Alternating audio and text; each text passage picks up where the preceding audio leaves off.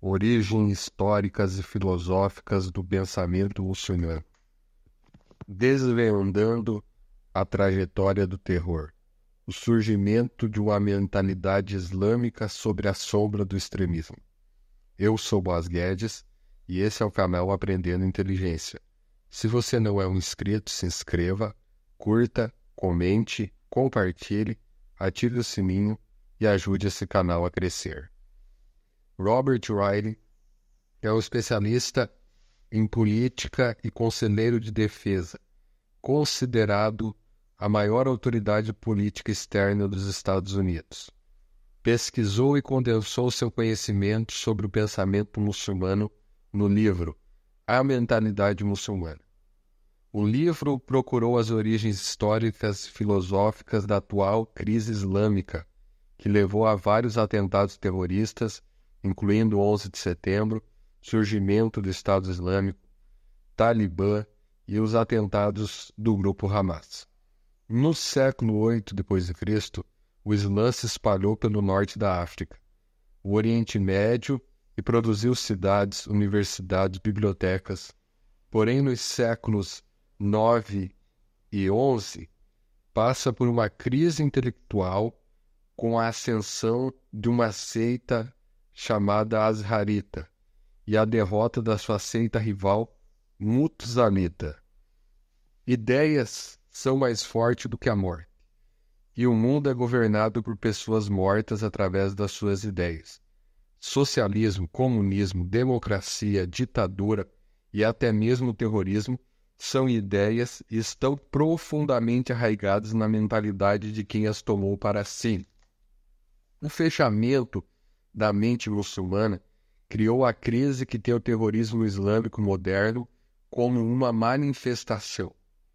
A Arábia pré-islâmica era uma sociedade tribal, imersa em politeísmo, pateísmo, animismo, fetichismo e superstição. A Caba em Meca continha um panteão de 360 deuses e deusas tribais. Os principais meios de subsistência eram o comércio e a pilhagem. A filosofia na forma grega não tinha penetrado na península. O monoteísmo, introduzido por Maomé no ano 610 d.C., uniu as diferentes tribos, pois pregava a igualdade entre os muçulmanos e sancionava a pilhagem megatribal do resto do mundo não islâmico. Segundo esse novo ensinamento, era apenas justo e correto que os não-muçulmanos fossem dominados e governados por autoridades seguidoras de Alá. As primeiras conquistas tiveram sucesso formidável e pareciam confirmar as afirmações do Corão. Por volta do ano de 650 d.C., os muçulmanos governavam a Arábia, Iraque, Síria, Líbano, Palestina e Egito. Menos de um século depois, o Islã espalhava-se das fronteiras da China e da Índia ao Oriente até o norte da África e a Espanha no Ocidente. O Islã encontrou o pensamento grego no Império Bizantino e no Império Sassânida, na antiga Pérsia. Muitos estudiosos cristãos traduziram para o sírio tratados filosóficos e científicos gregos.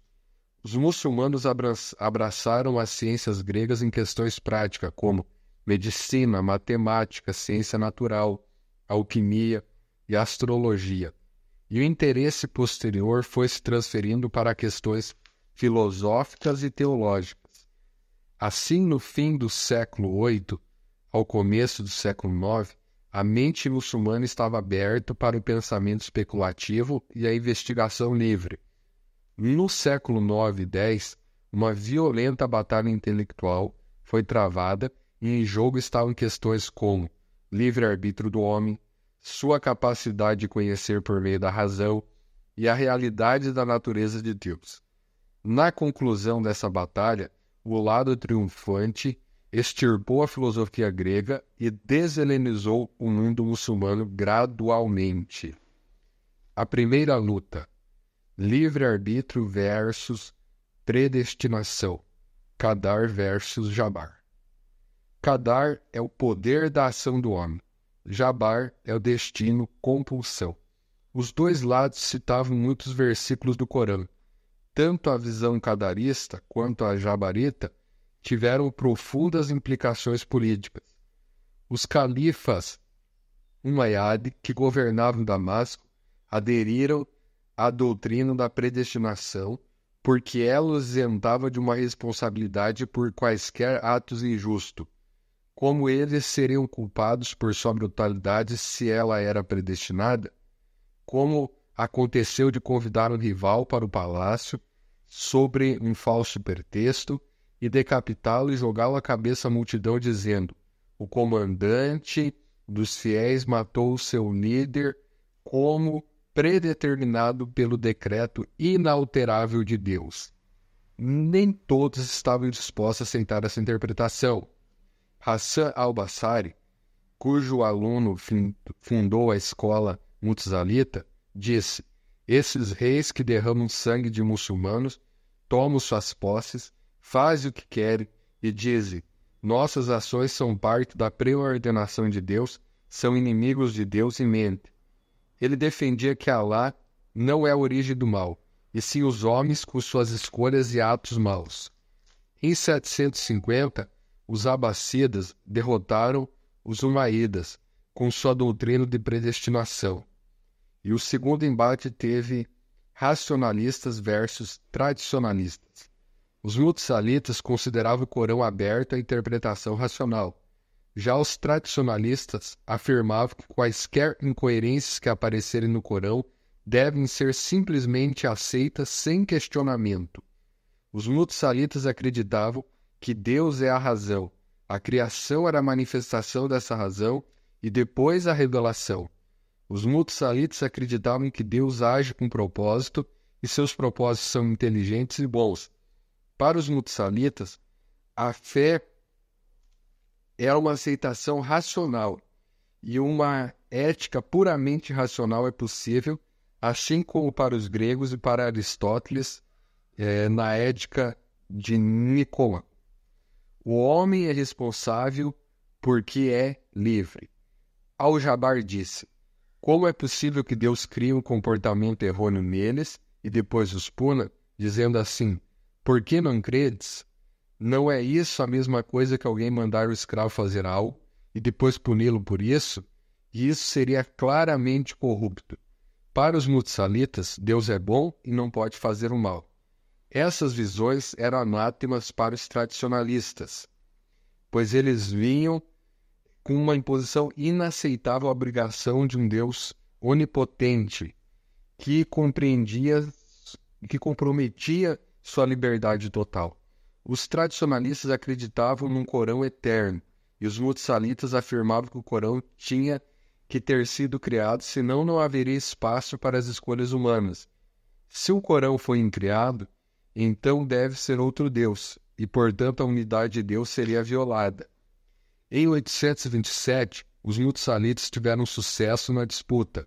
Foi criado a Casa de Sabedoria, uma grande biblioteca, um centro de tradução aberto a todos. Existia liberdade para o pensamento cristão e diálogo entre as religiões, apesar de que qualquer muçulmano convertido ao cristianismo viesse a ser executado por apostasia.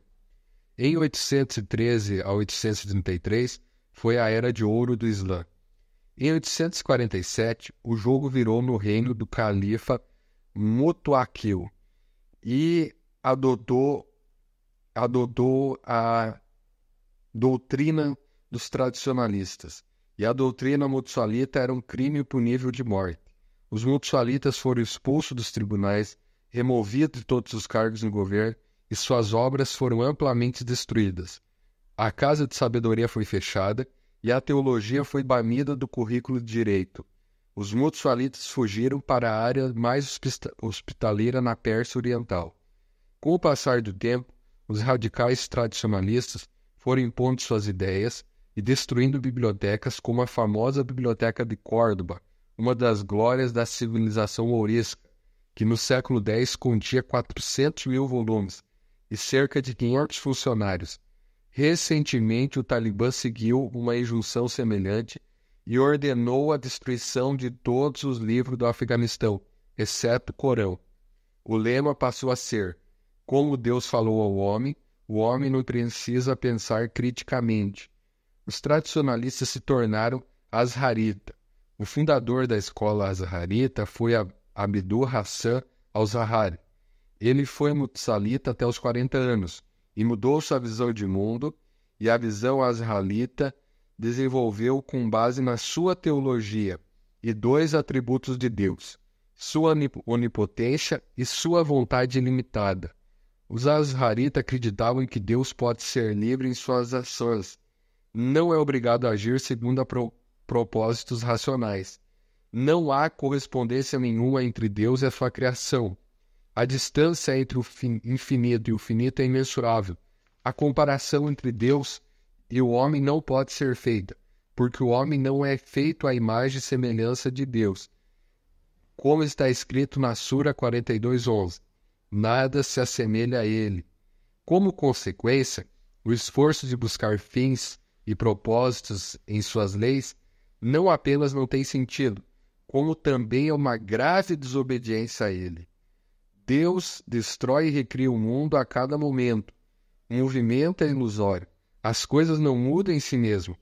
O catastrófico resultado dessa visão foi a negação da relação causa e efeito na ordem natural. Para o servo ou para Deus, nada é obrigatório segundo a razão. Isto tem a consequência de que aquilo que o homem sabe ou descobriu por meio da razão poderia ter peso moral quanto ao que ele deve ou não deve fazer. Deus pode mandar o que é mal ser bom, ou o que é bom ser mal. A razão não tem nada a ver com a justiça, nem com a moralidade. Só a vontade divina absoluta lhe diz respeito. Na visão azharita, Deus é nitiniano. Deus não está submetido à justiça e injustiça. Não há padrão ao qual ele possa ser questionado. Alá é pura vontade. Não há padrões. Fora dele, não há padrões dentro dele. Ele está além do bem e do mal. Que tipo de sociedade é produzida por essa adoção de Deus nitiniano? O Deus sem moral é a solução dos azharitas para negar o livre-arbítrio. Isso resultou na substituição do pensamento crítico pela decoreba. Em suma, os azharitas foram compelidos a negar a realidade.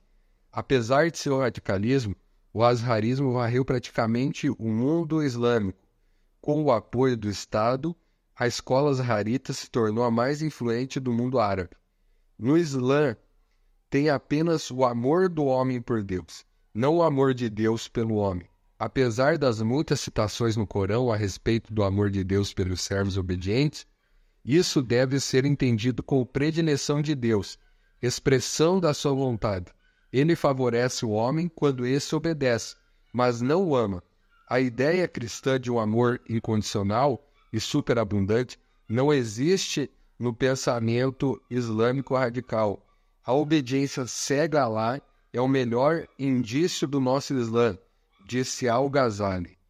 A influência de Al-Ghazali no mundo árabe e muçulmano foi avassaladora. Ele popularizou a filosofia azharita e colocou um fim concreto ao pensamento grego. Seu livro, A Incoerência dos Filósofos, foi muito apreciado. 100 anos depois, Averroes tentou lançar um contra-ataque em A Incoerência da Incoerência, que é uma refutação quase linha por linha do livro de Al-Ghazali. Ele tentou restaurar a paridade entre revelação e razão, mas era tarde demais. Foram os livros de Averroes que foram queimados, não de Al-Ghazali. Averroes teve um impacto maior na Europa medieval. A maior parte dos seus livros sobreviveram por ter sido preservados na Europa. O azharismo manteve o seu domínio até o século XX e ainda mantém nas fortalezas do conservadorismo islâmico. Os efeitos mortais foram a perda da iniciativa, da atividade e da imaginação humana.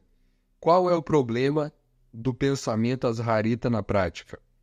Se o homem vive em um mundo que não pode entender, um mundo irracional, sem causalidade, sem causa e efeito, então só lhe resta ceder ao destino ou ao desespero. A razão